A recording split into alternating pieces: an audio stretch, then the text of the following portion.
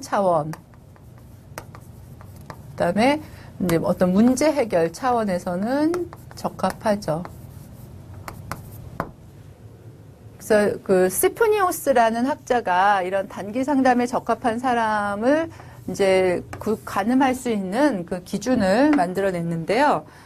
살펴보면 일단 의미 있는 대인 관계를 경험하는 사람, 그러니까 가족 관계가 튼튼하고 또 이제 뭐 그 성인이라면 그 배우자나 이제 파트너가 존재해서 그 상담 외에도 이 사람을 어떤 여러 가지 차원에서 지지해 줄 수 있는 사람이 있는 그런 경우이죠.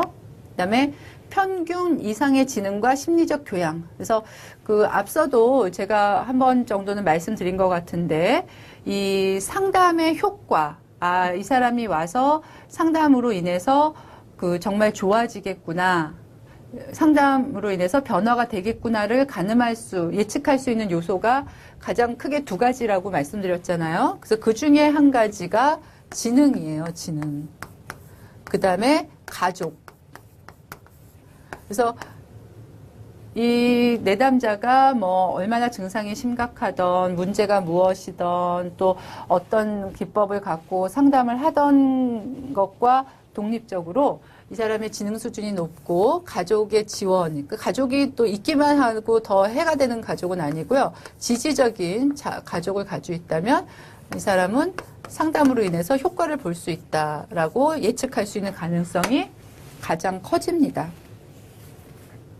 마지막으로 변화에 대한 높은 동기, 그쵸? 단기 상담이기 때문에 그 비자발적인 그 상담자, 의뢰되어서 온 상담자는 불가능해요. 내가 정말 나는 변하고 싶다, 한번 잘해보고 싶다라는 의지를 가지고 있어야 됩니다.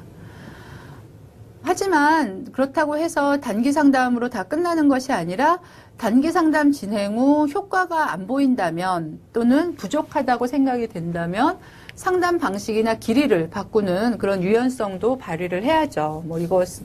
단기 상담 안 되면 다 끝이다, 이런 거는 아니죠. 그래서 사실 단기 상담이 더 안전할 수 있는 것은 그 후에 더 연장할 수도 있고, 그렇죠? 더 진행할 수도 있기 때문에 사실 오히려 시작은 단기 상담으로 시작해 볼 수도 있는 것이 더 좋을 것 같기도 해요. 예. 일단 그럼 단기 상담에는 어떤 기법들이 쓰이나 다 쓰입니다. 특별히 단기 상담에만 적용되는 상담 기법은 따로 없어요. 그래서 이제 그 정신분석적 상담도 단기 상담에 사용이 되는데, 일단 이 정신분석적 상담 속에서는 초기 경험의 중요성이나 억압된 무의식적 갈등, 그다음에 상담 중 전이 저항, 무의식적 갈등, 그다음에 상담 중 내담자 관계 해석, 이런 것들이 또 심도 있게는 아니지만 다 다루어지게 되고요. 그다음에 이제 내담자 중심 치료, 이거는 이제 다시 얘기하면은 인간 중심 치료. 인간 중심 치료에서는 공감이나 무조건적인 긍정적 존중, 솔직성, 이거는 정신분석 상담이든 인간 중심이든 인지행동 치료이든 단기 상담이든 집단 상담이든 가족 상담이든 어떤 상담을 하든지 상담자가 갖추어야 될 자세라고 말씀을 드렸죠.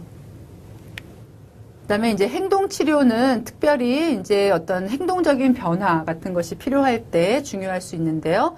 조건 형성과 강화의 원리를 적용하는 것, 그다음에 인지치료 기법과 결합하여 적용하는 것들. 사실은 그 인지행동 치료가 사실은 주되게 쓰이겠죠. 어떤 인식이나 또 그 문제 해결, 대처 방법의 변화 같은 것들이 주로 사용될 것이기 때문에 그렇고요.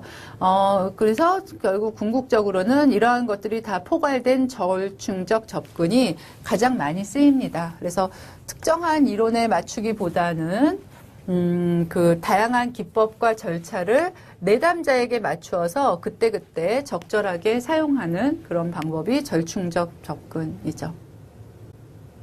그래서 결국 그 치료 요인으로는요, 그 일반적인 상담과 다르지 않아요. 일단 제일 기본적으로는 상담 관계, 그 다음에 이제 내담자의 통찰과 자기 이해, 그다음에 이제 정화, 카타르시스, 자기 정서가 이렇게 확 분출돼서 내가 그것으로부터 이렇게 어떤 그 해방되는, 그러니까 그 정서가 순화되는 이런 느낌. 그다음에 이제 뭐 강화, 둔감화, 문제에 직면하기, 이제 이런 그 일반적인 상담에도 적용되는 요소들이 그 단기 상담에도 다 적용이 되어서 치료의 효과를 나타내는 기제가 되고 있고요. 일단 그 단기 상담을 이제 살펴보고 있는데 이제 첫 번째 시간으로 이제 단기 상담을 정의하고 또 단기 상담에 적합한 내담자 그리고 단기 상담이 일반적인 상담과 비해서 어떤 유용성과 효과가 있을지를 살펴보았습니다. 다음 시간에는 그럼 특별히 이런 단기 상담의 구체적인 과정 중에 이제 어떠한 일들이 진행될 것인지를 살펴보겠습니다.